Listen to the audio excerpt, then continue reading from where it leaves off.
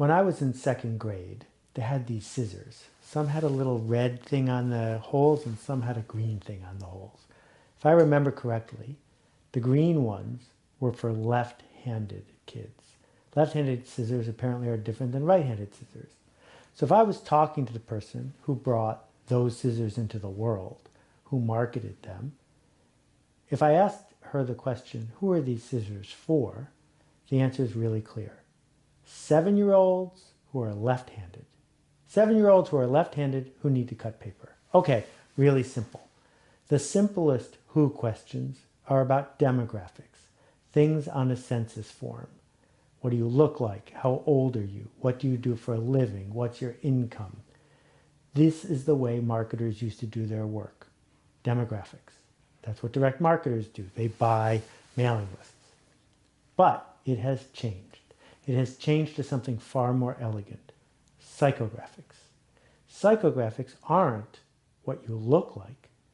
They're what you believe, what you do, what do you want. And what we know as marketers is that we can want to make change. We can seek to make change, as we covered in the last assignment. What change are you trying to make?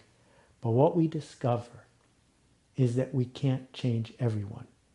That if you make scissors for left-handed 7-year-olds, it doesn't make sense to start yelling at a 45-year-old man and try to get him to want to buy your scissors, because they're not for him.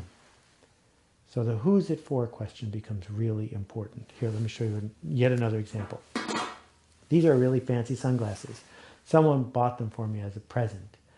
They are Yves Klein blue sunglasses, authorized by the Yves Klein estate. You might not even know who Yves Klein is. Therefore, they're not for you. You might not shop at the gift store at the Whitney Museum or your local modern art museum. Therefore, they're not for you. It might not be important to you that you are wearing sunglasses authorized by an artist's estate. So they're not for you. For the person who doesn't get the joke, the fact that these sunglasses are gift-worthy and expensive is irrelevant. They're not for you.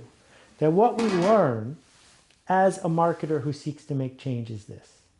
That beliefs and psychographics, they clump up. There's more than one person who knows who Yves Klein is. There's more than one person who's into dark chocolate. There's more than one person who believes that things would be better if they were just like they were 40 years ago.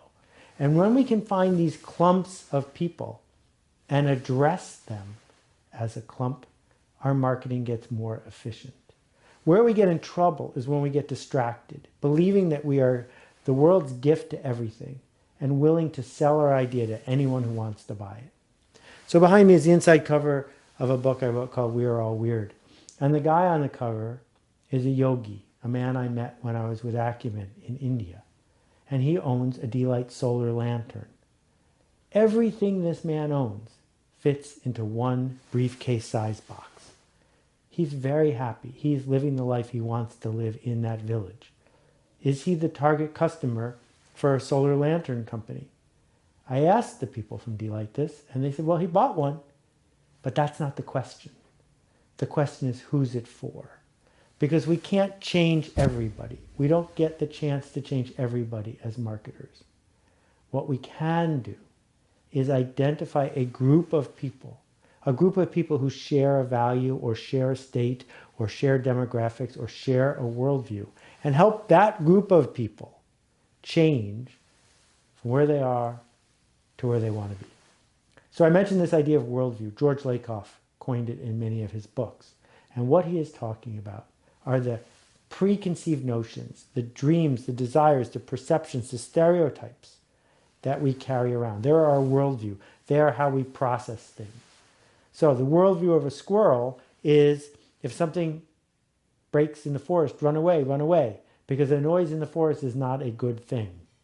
Whereas the worldview of an angry grizzly bear is, wow, that might be lunch. Let's go check it out.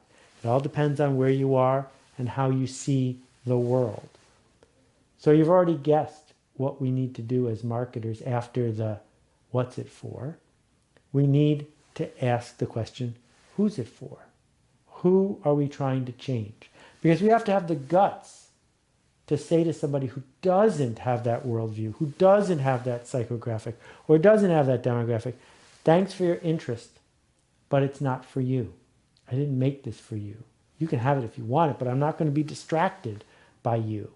I made it for her. I made it for him. I made it for people like this. So there you go. Who precisely are you trying to change?